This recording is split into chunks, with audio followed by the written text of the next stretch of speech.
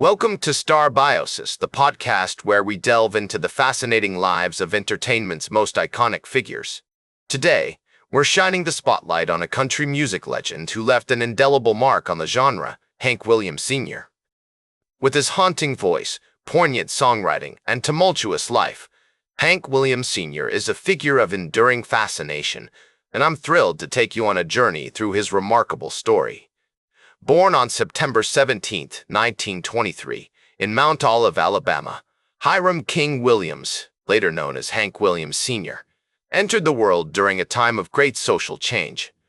The Roaring Twenties were winding down, and the Great Depression was casting its long shadow over America. The air was thick with uncertainty, and the once thriving economy had given way to widespread poverty and desperation. Yet, amidst this chaos, Hank's parents, Alonzo Hubel Williams and Jessie Lilybell Skipper, welcomed their son into a modest home, where music would soon become an integral part of young Hank's life.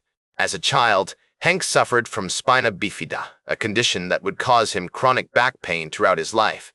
Despite this challenge, his parents encouraged his love for music, particularly the folk and blues traditions that permeated the rural South.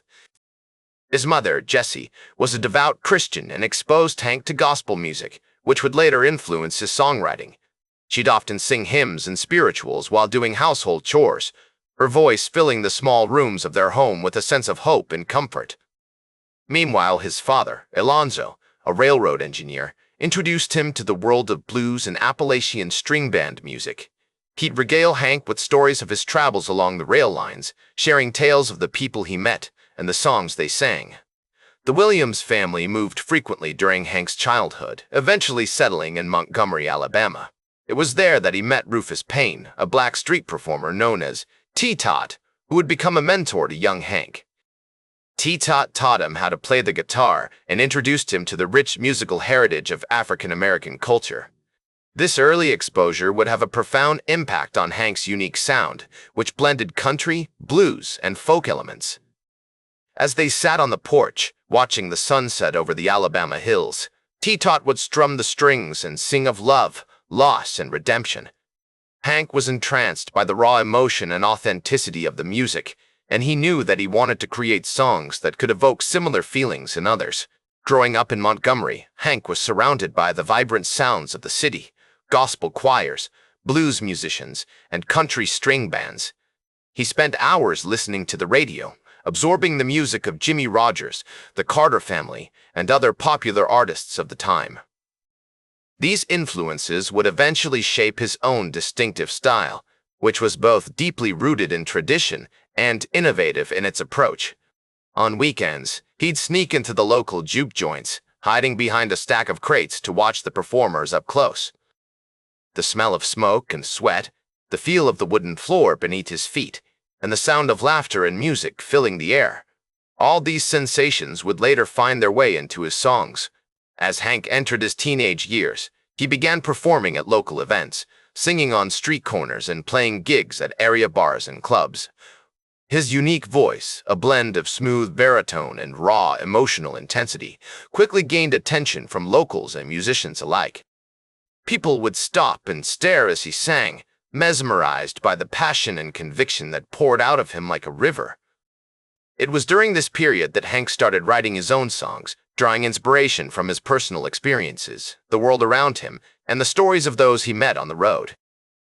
He'd scribbled down lyrics in a notebook, pouring his heart onto the page as he struggled to make sense of the world. The words started flowing, and before long, he had crafted a song that would go on to become one of his signature tunes. The early 1940s found Hank Williams Sr. dropping out of school to pursue music full-time. He formed his first band, the Drifting Cowboys, and began playing regular gigs in Montgomery and surrounding areas. With his charisma, talent, and tireless work ethic, Hank was poised to make a name for himself in the country music scene. Little did he know that his unique sound and style would soon captivate audiences across the nation, leaving an indelible mark on the genre and cementing his place as one of the most beloved and influential musicians of all time. In the early 1940s, Hank's career was gaining momentum, fueled by his unique voice, authentic songwriting, and an unwavering passion for country music. It was during this period that he met Audrey Shepherd, a talented young singer who would become not only his wife, but also his manager and closest confidant. Together, they formed a formidable team, working tirelessly to promote Hank's music and share it with the world. Their efforts ultimately paid off in 1947, when Hank signed with MGM Records, marking a significant turning point in his career. One of the most pivotal moments during this period was the recording of Honky Tonkin', a song that would become an iconic anthem in country music. Released in 1948, Honky Tonkin' was a groundbreaking success, topping the Billboard country charts for an impressive 27 weeks. This achievement not only solidified Hank's position as a rising star, but also showcased his innovative style, which blended traditional honky-tonk piano with the haunting sounds of pedal steel guitar. As the song's popularity soared, it helped establish Hank as a major force in shaping the sound of country music. The summer of 1949 was a season of triumph for Hank, as he made his debut appearance on the revered Grand Ole Opry. Performing at the historic Ryman Auditorium in Nashville, he took the stage with confidence and charisma, dressed to impress in his tailored suit and signature cowboy hat. The packed audience erupted into applause as he launched into a captivating set that included Long Gone Lonesome Blues and Honky Tonkin'. This moment marked Hank's arrival as a national star, cementing his reputation among country music fans and industry peers alike. Following his success on the Grand Ole Opry, Hank released a string of hit singles that further endeared him to audiences. Songs like I'm So Lonesome I Could Cry, Mind Your Own Business, and Why Should We Try Anymore resonated deeply with listeners, thanks to their poignant lyrics and soaring melodies. These compositions not only showcased Hank's mastery of storytelling through music, but also reflected his profound understanding of the human condition, love, heartache, and the everyday struggles that define us all. In 1950, Hank released Cold, Cold Heart, a haunting ballad that would become one of his most beloved and enduring songs. As Hank's fame grew, so did his touring schedule, with performances in front of packed audiences across the United States. He became renowned for his electrifying stage presence, unique voice, and an uncanny ability to connect with his audience on a deep emotional level. Whether singing about love, heartache, or everyday life, Hank had a gift for making each listener feel seen and understood. This connection was the essence of his enduring appeal, transcending generations and genres. In 1951, Hank released Hey Good Lookin', an upbeat tune that would become one of his most popular and enduring compositions. The song's massive success, reaching the top of the Billboard country charts and staying there for 14 weeks, underscored Hank's versatility as an artist and his ability to craft music that was both timeless and timely. He became known as one of the most influential musicians in country music, with his songs being covered by countless other artists.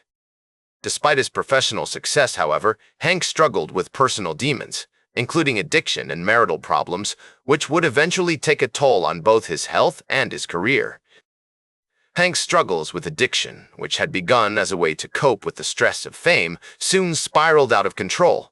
He became increasingly dependent on prescription medication and alcohol, using them to numb the pain of his chronic back problems and to quiet the demons that haunted him. His marriage to Audrey Williams, his wife and manager, began to fray at the edges as well. The couple's relationship, which had once been a source of strength and inspiration for Hank, now became a battleground, with arguments over his addiction and infidelity threatening to tear them apart. The tension between Hank and Audrey came to a head in 1952, when they divorced after a tumultuous 8-year marriage. The split was a devastating blow to Hank, who had relied heavily on Audrey's guidance and support throughout his career. Without her stabilizing influence, Hank's life began to spin out of control. He became increasingly unreliable, often failing to show up for performances or arriving late, disheveled and drunk. The Grand Ole Opry, the venerable institution that had launched Hank's career, finally reached its breaking point with him in 1952.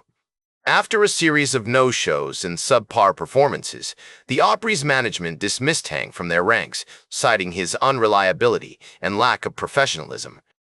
The news was a crushing blow to Hank's pride and ego, and it marked a turning point in his career. Despite this setback, Hank continued to tour and record music, driven by a fierce determination to prove himself once again. He released songs like Jambalaya on the Bayou and Ka Liga, which remained popular among his loyal fan base. However, his health issues became more pronounced with each passing day.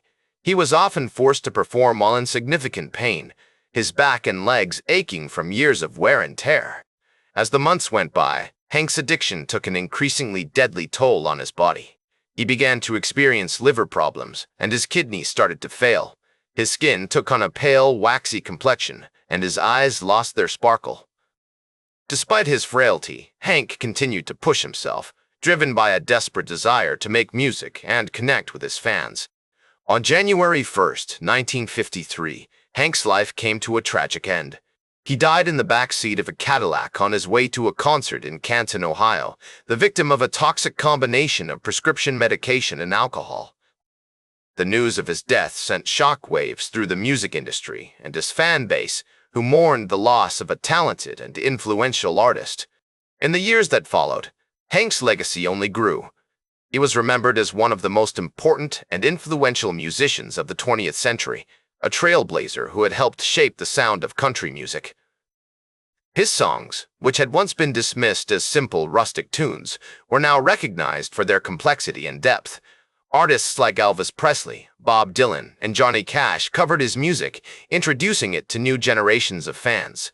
Despite his personal struggles and demons, Hank had managed to tap into something deeper and more profound, creating music that continued to inspire and uplift others. Today, Hank Williams Sr.'s legacy extends far beyond his music. His life serves as a cautionary tale about the dangers of addiction and the importance of seeking help. His story has been immortalized in films, books, and documentaries, ensuring that his memory lives on for years to come. His story serves as a reminder of the power of talent, perseverance, and creativity, but also of the importance of personal struggle and redemption. Despite his flaws and mistakes, Hank remained true to himself and his art, creating music that continues to inspire and uplift others. That's all for today's Star Bios. Remember to like, share, and subscribe. And until next time, I'm Casey Gold, reminding you to keep shooting for the stars.